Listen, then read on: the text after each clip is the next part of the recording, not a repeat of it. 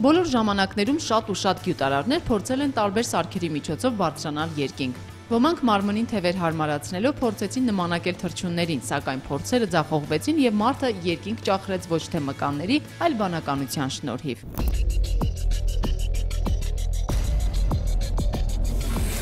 1896 թվականին գերմանացի ինժեներ Օտո Լիլիանդալը դրեց ավիացիոն հեղափոխության հիմքը։ Նա մշակեց թռչող սարքի 16 մոդել եւ իրականացրեց ավելի քան 200,000 թռիչք։ Սարքը կառավարում էին ոտքերը, թռիչքն էլ նման էր օդային պարի, սակայն այս պատմությունն ավարտվեց ողբերգությամբ։ Թռչող սարքեր ուսումնասիրող ամերիկացի Օրվիլ եւ Ուիլբուր Ռայթ եղբայրների համար սա մեծ դաս էր։ Նրանք համոզվեցին, որ սարքի կառավարումը նույնքան կարևոր է, որքան թևերը, եւ նրանք ստեղծեցին Flyer ինքնաթիռը, որի շարժիչն աշխատում էր կերոսինով։ 1903-ի դեկտեմբերի 17-ին Flyer-ն օդ բարձրացավ ու անցավ 35 մետր ճանապարհ։ Մարդու առաջին լիարժեք թռիչքը տևեց ընդամենը 12 վայրկյան։ Ռայթ եղբայրները կատարելագործեցին թռչող սարքը եւ 2 տարի անց օդում մնացին 1 ժամ։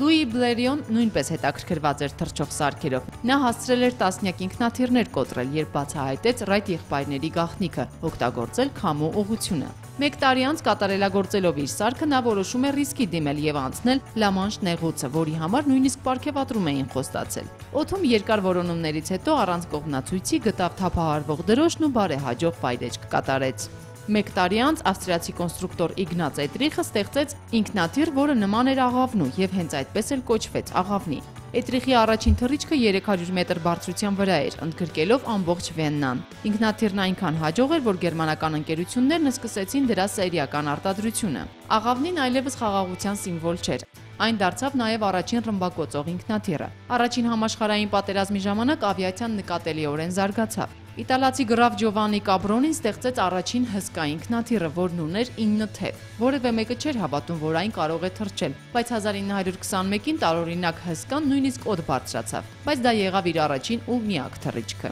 Ռայթ եղբայրների առաջին թռիչքից 60 տարի անց երկինք բարձրացավ առաջին ուղևորատար գերձայնային ինքնաթիռը՝ Կոնկորդը։ Այն ձայնի արագությունը գերազանցում էր 2 անգամ եւ Ատլանտյան օվկիանոսը կտրում անցնում ընդամենը 3 ժամում։ Ռայթ եղբայրների առաջին թռիչքը ձգվեց մոտ 40 կիլոմետր։ 64 տարի անց նրանց գյուտի հիման վրա ստեղծվեց օդանավ, որը հաղթահարում է 100 հազարավոր կիլոմետրեր։